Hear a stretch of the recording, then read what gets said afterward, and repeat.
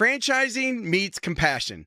Let's discover how scaling senior care franchises isn't just about growth, it's about building purpose, consistency, and culture in a hands on business that touches lives every single day. Welcome to Fortify Live with your host, Ford Saeks. Joining me today is Todd Treml. He's the CEO of Touching Hearts at Home, a senior care franchise rooted in dignity, compassion, and strong franchise support. Todd, welcome to Fortify Live. Thank you, Ford. Thanks for having me. Now, we were talking a little in the green room. Tell our listeners a little bit about what Touching Hearts is. And if for those of you listening, this is live right now on Facebook and LinkedIn and YouTube and a few other places. And the audio for this becomes the Business Growth Show podcast. So we're talking to Todd Treml. It's spelled Treml, everybody. He's the CEO, but you can find him online at touchinghearts.com. All right. So Todd, I gave that part of the introduction, but now tell our listeners a little bit about what you do and then your role. Yeah, let's start with Touching Hearts at Home. We are a national franchise in senior home care. So today we have about 80 locations throughout North America, 24 states, and we are in the non-medical senior home care business. So that is that we have franchisees throughout the U.S. that are performing very important, compassionate work, hiring key people like caregivers to go into homes and to help seniors age in place, bringing compassion, dignity, allowing them to have independence in their life, and actually live at home and have caregivers come to them. Again, all in a non-medical standpoint.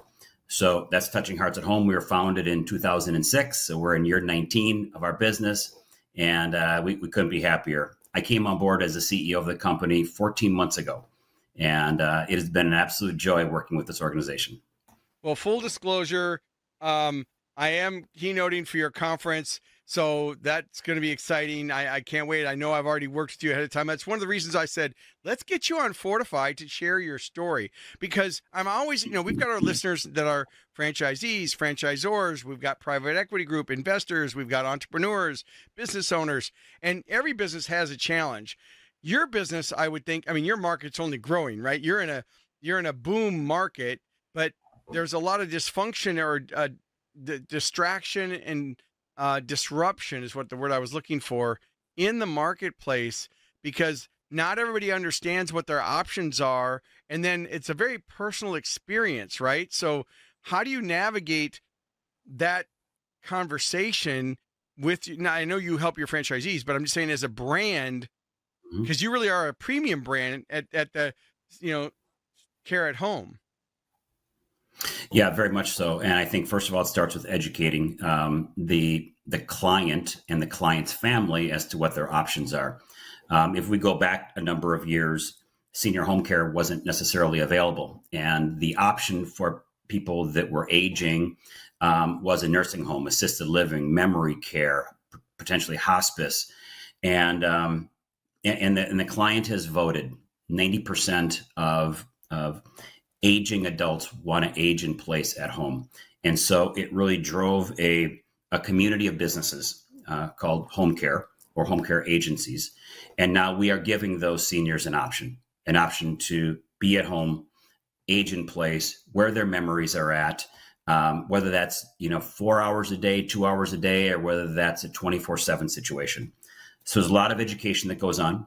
And in terms of disruption, where I see the disruption is the future of healthcare is home care. That's where it's going right now. And if we can continue to supply the demand that's out there with this aging population, we're talking about a silver tsunami. We are talking forward about 10,000 65-year-olds or people turning 65 every single day. Okay, so big populations, projected 20 to 25 years of straight growth in senior home care because of these statistics. So we got a big job in front of us, not only to educate the population, but also to make sure that we can give the right kind of care, compassionate care, and continue to do that. And that's through our caregivers. Well, I know that in your business, the local franchisee has a couple different challenges. Obviously, they're always trying to get new customers, new clients, new patients. to be able to serve their community, build those relationships. But at the same time, they have to find caregivers. And I know you have a pretty strict uh, vetting process because you're working with people in their home, right? And so, how do you help your franchisees understand how to wear those two hats, where they need to be building relationships in the community, but they also need to be leading a strong workforce and keeping everybody to standard? And I know staffing's an issue across the board in every industry. Yeah, it really is. You don't have a business without one or the other. So you have clients and you have caregivers, and hopefully you've got enough of those to supply, again, the demand that we were talking about earlier. But I believe what's happening, certainly in our industry, is retention is the new recruitment. And that is to say that we have to work consistently on retention, which is hard work. It comes with building the right kind of culture, the right kind of pathways to upward mobility, if caregivers want that, more training, and love on them every single day. And so we want to be able to keep our retention rates as high as possible, because if you're just turning people over, Right. it's a hard game. So we do that. We give our franchisees a lot of tools. That's what we do as a franchisor. We're going to give our franchisees lots of tools to execute sharply, whether that's recruitment tools or whether on the other side of it, it is really referral marketing tools, digital marketing tools, content to help attract those clients. And so those two things go hand in hand.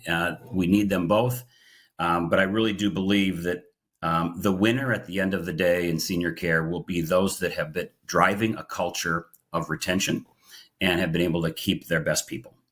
Yeah, I have a program as a keynote speaker, like I do at opening kickoffs and things. I have a program called Winning Workplace Strategies. And what I have found is that small business owners, that the challenge that they have is they don't always know the difference between culture, leadership, management, team building, communication, and change. And so as a business owner wearing multiple hats, they're trying to deal with all the different challenges of a business. And the what I like is, as a third party endorsement, as a keynote speaker, is I'm a third party endorsement to help echo the things that you're already sharing with them, so they use your tools. Because in franchising, as you and I both know for years in this industry, that the two biggest challenges are the franchisor creates these wonderful tools and these materials and these methodologies and these systems, and the franchisee invests in these systems and they get these systems, but then they're like, what have you done for me lately? Why aren't you doing more national advertising? Why aren't you driving more business? So there's that franchise relationship between the franchisee who's saying, what have you done for me lately? And the franchisor hypothetically saying, well, look, you've got the tools, follow, this is a proven system. And so the ones that really succeed in franchising, not only in yours, but in all of them, are the ones that the franchisees that re-embrace the system, that follow the systems. And you always have feedback loops all the time, but you don't have to reinvent the wheel. And I think that what I like about what you guys do is, one, you offer a premium service, quality, that people are that's built on trust and relationships. And especially because in the senior care market, there's many facets of how they make the decision, because it could be the person themselves that needs the care. It could be their family members or their close associates or whoever is responsible for them. And so the messages have to change. And so how do you help your franchisees understand that the message to I'm going to call it, to the client, might not be the buyer or the influencer that makes that decision?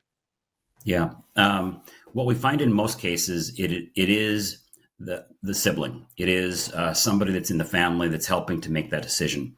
It is something that we train on, something that we teach on. It starts at the very beginning of a process where, whether we're doing referral marketing or we get a lead through our website and digital marketing, it's about being responsive.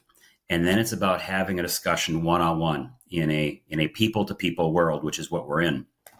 And having discussions and being able to actually then go into the home and to have a discussion with all sort of stakeholders, whether it's the client, it's the family, it's the caregiver, it may be a quality assurance person on our side, and we're delivering that message.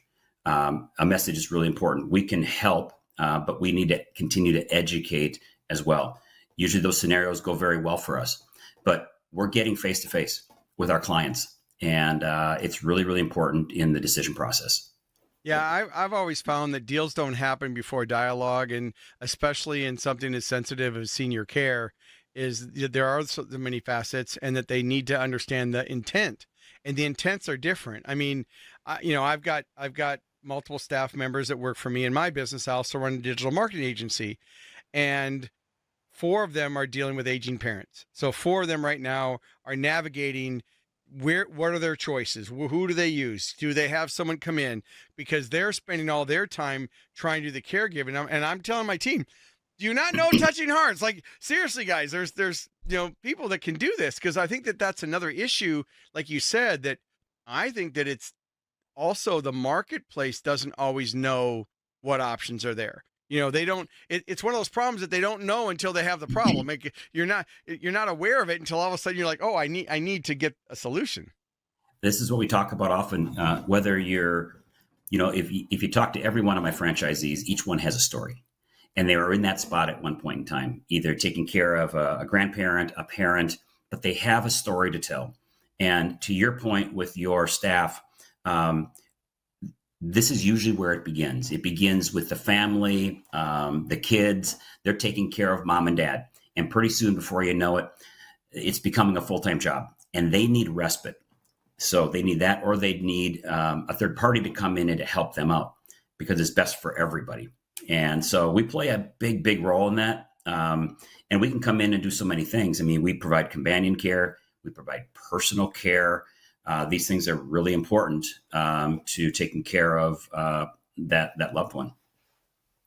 Yeah, I think that's just such a huge, huge part of it, is that understanding the differences. And for me, I've had 17 different companies, and along the way, I had B2B and B2C. And I, just like what you said a few minutes ago, when people ask me about that, are you B2B or B2C? I'm like, look, it's people to people. At the end of the day, if you understand that all sales and marketing is just giving people enough information that they can make good decisions. It's not hype or manipulation or tricking them or some fancy term. It's just being human. And what I like about your brand is you really bring the human side of senior care into it. Like you said, your franchisees are passionate about delivering quality care. The caregivers are trained to standard. And, it's like anything else. Once they are, it's like me. You want to hire slow, fire fast. You want to train to standard. You want to have some measurements and metric in place to be able to evaluate the performance of the team. You want to make sure that the external customers, because you have your internal customers, which is the franchisees, staff, and then it's like you having the franchisees as your customer. And so it's understanding the intent. And what I was getting at earlier was, like, for me, the hardest thing I've seen franchisees understand is how to appreciate the different communication styles and how people make a decision. Like someone like me, Todd, all you'd have to say is, this is the program. I'm like, okay, write the check, handle it. Right. Mm-hmm. But someone like my wife, who's highly educated, likes to read everything. She's going to ask a lot of questions. She's going to want a lot of social proof and credibility, and understanding that, so that the franchisee understands that if someone's asking a lot of questions, they're not being difficult. That's their style, and they have to ask those questions before they make a decision. That's right. Well, you said it. I've learned a couple things in the 35 years I've done this. And one of the things that I've learned very well is driving a culture of listening and then execution. And I think franchisors, hopefully, as they're either emerging and getting into this business, or they're looking at how they become more effective with their franchisees, you have to have a culture of listening. This is not a command and control environment in franchising. In fact, it's an influencer model, if anything else. And so what we do is we have to create relationships. We have to listen. We have to build systems in place to make sure that we're listening to our franchisees, getting their best practices, and then pushing it back out to the network. We don't sit around our corporate office thinking about the next great idea. Okay, that's not what we're going to do. It's not what I'm going to do. We already have the great ideas. They're in the field. So we go to the field, we listen to our franchisees, we have committees, we vet, we test, we pilot. And then once there's validation behind something, now we roll it out. We don't roll stuff out to our franchisees because we like it. We put it out there because we believe it actually is going to have impact, and it can go in that toolbox for our franchisees. And you have a much better chance of getting to 100% execution and implementation than you do the other way around. So we spend a great deal of time on support and listening. That, to me, is the hallmark of our organization. And that's what's really driven our business the last 14 months as well. So, yeah, I think that, in my early days when I had a sporting goods company, I invented a bike rack that went from floor to ceiling to sandwich bikes between the floor and the ceiling. And, had sold $50 million of it before I sold the company. That was gross sales, not profit, everybody everybody listening. Otherwise I'd be living on an island in Fiji somewhere. But I remember having to learn that lesson the hard way, where someone once said to me, Ford, are you listening or just waiting for your turn to talk? And they said, as a good leader, you really have to leverage listening. Now, I was a kid from the projects, ninth grade education, critical thinker, problem solver, go-getter, blah, blah, blah. I didn't understand the power of listening in my 20s and, probably even right when I got to my 30s. Now at 64, I really do understand it. And it's really interesting because I really appreciate it more than I ever used to. I think in the early days, and I've seen other franchisees do this too, where they just really want to help. So they're talking. But what I've found is that if they empower that essence of listening, it opens up the door and it makes them feel liked and trusted. And so really and anybody listening to this, it doesn't matter whether you're in senior care or a service business or a manufacturer, are you listening to your employees? Do you have feedback loops? One of the things Todd mentioned is, they have committees that are able to vet systems. They have best practices. They have lessons learned. And that's something I learned years ago from one of my colleagues, that at the end of every week, we do a weekly huddle where we celebrate what went right. What did we fumble? If we fumbled, how did we recover from the fumble? And then what was the lesson learned? And do we need to create a new SOP or best practice? So that way we could create the systems so that we weren't just solving the same problem 6 months down the road. And so whether you have a system like that in your business, obviously franchises, the successful ones like yours, have that system, because that way the franchisee feels like they have a voice, but you're not just disrupting, changing just because everybody wants to do something different, which is not what you want to do in franchising, right? I'll give you a great example of what you're saying, AI, which quite well. Yeah. We get asked this question all the time. What are you doing about AI? Where's the senior care business going? What is the technology play here? And, candidly, senior care is catching up. It's catching up to technology. It's catching up to AI. It's trying to figure out its place because in a human to human business. But for us at our headquarters to sit and try to figure out what the technology and AI strategy is going to be, is we're doomed. So the first thing that I did is I put together a committee of 7 franchise owners that sit on an innovation and technology task force committee. And we identified the areas that we wanted to focus on, whether it was, tech like CRMs, ATS systems, or whether it was really about AI or even virtual remote technologies in the home. And now I've got 7 people that are out there passionately exploring and testing products that, quite honestly, we don't have a chance if we're going to try to do it from a headquarters standpoint. But I'll tell you what we can do really well. We can work together with franchisees. We can codify the information and we can push it back out to the network. And when it's done and it's tested, and then we can move fast. So we like moving fast. We like making decisions quickly, but not in haste. No, I think that's great. Well, I'm going to play a word from our sponsor and we'll be right back. Can't cut through the online chaos? This episode is powered by Ignite Visibility, the nation's expert in ROI-driven digital marketing. We help over 90 leading franchise brands and 2,500 locations outrank competitors and convert more customers. Ready to stand out and grow? Claim your free digital marketing audit at ignitevisibility.com. Ignite your growth. And we're back. All right, so we were talking about the power of listening and technology disrupting everything.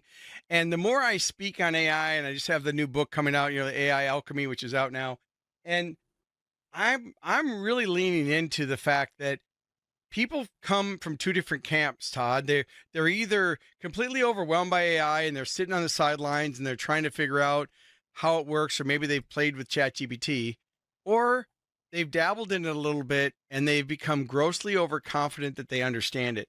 So they were able to use ChatGPT to write an email or to review something. And so now they're like, oh, I've got AI all figured out, right? And so what happens is they stop that human factor. They remove the human touch from it. And so all of our listeners out there that are listening to this or watching this live right now in the broadcast, please note AI is a great tool. It's an or, not an. I mean, it's an and, not an or. You need to use it and still keep the human in the loop. And you need to realize that the technology is changing so quickly, and so it's really about the mindset of being open-minded, coachable, proactive, and cautious, so that you don't just assume that the results you're getting is right. I mean, if you ask ChatGPT how to make a cake stickier, it's going to tell you to add glue. Well, obviously that wouldn't be good, right? And so I tell people that it's basically a toaster on autocomplete, but you still have to make sure that you have treat it like an intern, and then make sure you monitor it, because it will make mistakes. Yeah, absolutely. And, a year ago, we would come out of conferences regarding tech and AI, and the whole mantra was, you can't go fast enough. You can't get there fast enough. You're going to fall behind. You're going to be a dinosaur. And what I've learned is that I don't think that's the case. I think if you sit on the sidelines and do nothing, you will. But if you're engaged in it and you're willing to learn and figure out how it applies to your business, which is really, frankly, what we're trying to figure out, I think, in our business, where it applies mostly is in admin and back end. Yes. Where it can help some of the operational friction points of the business and some of the mundane tasking. That's where we're finding, and we're going to continue to find success using AI, but not necessarily anything that has to do with the human-to-human experience at all. If anything, we're just reallocating people. But so that's what we're seeing in it, as well as we look at AI as on the client side. Does it or does it not enhance care? If it's not going to enhance care, then why are we doing it in the first place? And it gets back to, your core values as a company. So we've got a long ways to go in terms of learning about AI, but we're really digging in, and it's an awful lot of fun. Yeah, for me, I've been speaking now. Oh, I've been a consultant for 30, 40 years, and I've been speaking and franchising for 34. And I ran a direct mail company in the old days, and when direct mail, then the internet came, I became a digital marketing automation, because it was all trackable. And then of course, when AI came out, I was heavily into AI. So a lot of speakers that go out and speak on AI right now are giving book reports. They're talking about the gimmicks and the cool things it can do. And okay, I don't want to say it like Chinese food because I want to be politically correct here, but it's like, okay, that's great, but how do I apply it? And so my lens is a lot different than a lot of traditional people. And, even like for your franchisees, it's looking at, how do they use AI to expand their influence in their local communities? How do they use AI to increase the average transaction? Which means, how can they add more value? How can they communicate more clearly to the different people? Like you said, their siblings, their friends, their family, and the messages change. There's always a difference between the influence and the decision maker. How do they use AI to build relationships in their center of influence in their community? Who else is referral sources for them? And how can they use AI to build those introductions, to give them something of value, to create lead magnets or content in such a way that build those relationships that nurture that center of influence for those referrals? And then the fourth bucket, of course, is how do you improve operations? And it's not reinventing operations from the finance side or from the franchisor side. It's really, if a franchisee doesn't understand their dashboard, if they don't understand the cost to acquire a new customer, if they're trying to evaluate the performance of their advertising ad dollars in their community, if they're trying to look at the performance of the net promoter score, say, of all their staff, of which ones are really performing. So it's a decision-making tool. So in layman's terms, it's how can they use AI to make better decisions, to look through the lens, and to save time on the redundant things so that they can spend more time on that human side, which, touching hearts is such a human-based business. So it's not about replacing that or, oh, your job's going to be taken. Yeah, and it's going to take millions of jobs, hundreds of millions of jobs, but it's going to create just as many. And so I really feel, and I'd like to hear your take on it, that the real currency of the future is the human skills, those human skills of communication, which for about a decade now, I think a lot of the workforce hasn't really learned, right? They grew up with the TV, their iPad was their babysitter. They're in social media. If you go to a restaurant, I mean, look at everybody at the table. There's 6 people at the table. They're all on their phones, right? And so I think you're going to see this shift. Now, this is I have people ask me, do I have a crystal ball? And I actually, yes, I have a crystal ball. So my crystal ball says that the currency of the future is going to be elevating your human skills. So if you're listening to this, I would say you need to elevate the human skills, but I'd love to hear your take on it.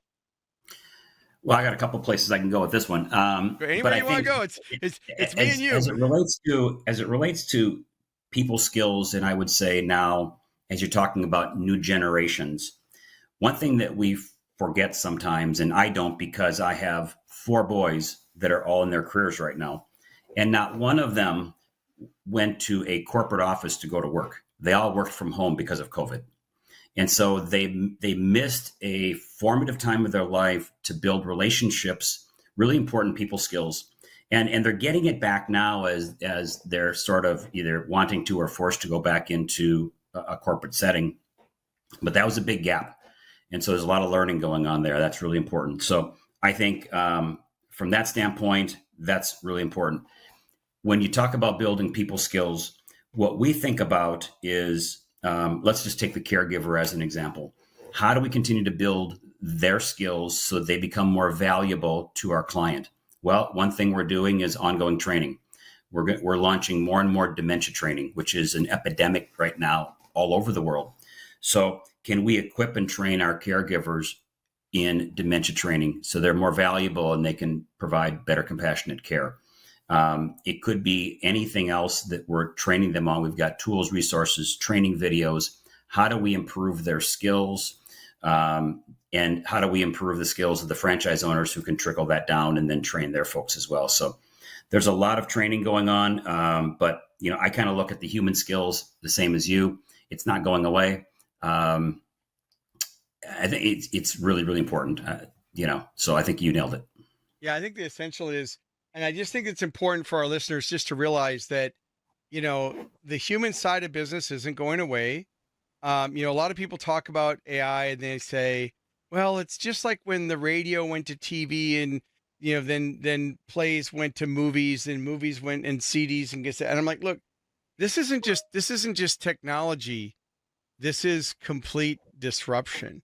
Like, this is a new species that has landed. It's changing the wheel of excellence in business, because you've got operations, which is okay, you're operating. You've got leadership and management. Then you've got marketing and sales. And then you've got the customer experience. So you've got those 4 big buckets, right? So just operating, which is different than everything else. How do you lead, manage, and build a strong team and communicate and nurture? And like you said, retention is the new, how did you say it? It was really cool. You said, retention is the new recruitment. Yeah, retention is the new recruitment, because obviously it's just like in any customers, right? It's always easier to keep and nurture the new or the current customers than to necessarily go get new customers, right? Absolutely. Same thing with staff, right? And then you've got the marketing and sales, and marketing and sales is just giving people enough information that they can make good decisions. You don't have to trick or hype or manipulate. It's just about communication. And then of course the customer experience, which is a huge side right now, and everything from every touch point in the business, and that speed to respond is so quickly. What are some things that you do to help your franchisees respond quickly to inquiries? Yeah, actually, we're building out more automations as we speak. So, and we're testing out CRMs, which is going to help us actually measure the performance of what we're talking about here. So, there's a whole automation, tree that takes place when a lead or a client inquiry comes in. And so, number one, it all starts with, if it's not coming from a referral marketing community-based lead, which is a lot of what we get, right, from hospitals, hospice, physical therapy, skilled nursing. Keep in mind in our industry, those are the primary leads that come to us. Again, human to human, right? Comes to us. But we also get digital leads. So you got to be really strong. You got to make sure that your website's performing, it's ranking, it's got great SEO. We're constantly updating that. We've made huge investments into that side of the business. Now the lead comes in, and that lead can flow into the funnel properly. And we have a callback standard. We have email and text standards. We have discussions that are taking place quickly with usually it's the client's family in this case, and ultimately measuring every step in that sales process to do what we call an inquiry or a home visit or what we call a care consultation, and getting into the home and then helping that individual and getting a caregiver in place right away. So there's a whole classic sales funnel that takes place, and the best of the best move very quickly through it. And it's there's a lot of great automation in it. There's a lot of remarketing and so forth as well. Yeah, and just for the purposes of all the terms we've thrown out there, I'm sure most people know, but a CRM is a client relationship management system. It's for tracking your customers through the journey from a suspect to a prospect to a client or customer to an advocate. And how do you move them through that journey in a way? And I think that the real takeaway for me when I hear about, the technology and the use is it's just speed to contact. I mean, if I get someone who fills out a form on my website, it's going to my team, but it also texts me because I see text more than email. I don't want to wait. If I'm while we were doing this broadcast, I got a lead that came in. And so I took my phone. I said, text the lead, right? Because here we are in a live broadcast. But it's that speed, because I know as a keynote speaker and a business growth strategist, they're sitting in front of Google right now. And if they're on my site at profitworksresults.com and they're filling out the form, the next thing they're going to do is go to the next website, right? And so I need to interrupt that pattern. And it's the same thing with senior care or any business, even if you have a plumbing or a mosquito, it's the same thing. The speed and to it doesn't contact. end there.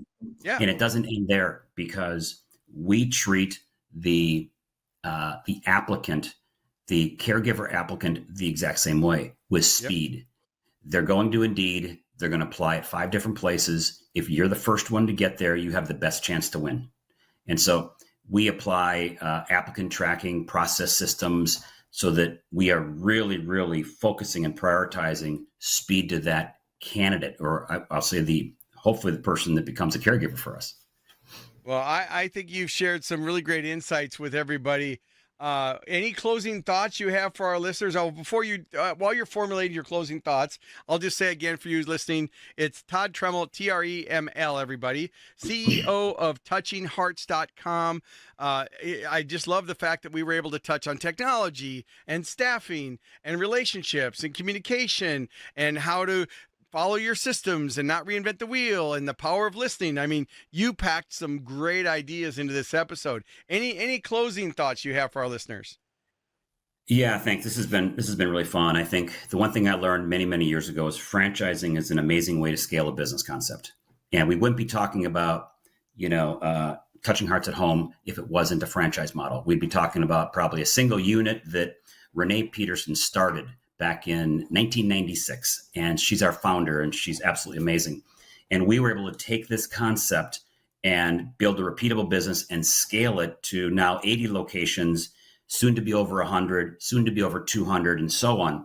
And the most important thing is a couple of things. Number one, we have amazing, dedicated, passionate franchise owners that are in communities every single day, serving a greater need, greater than themselves.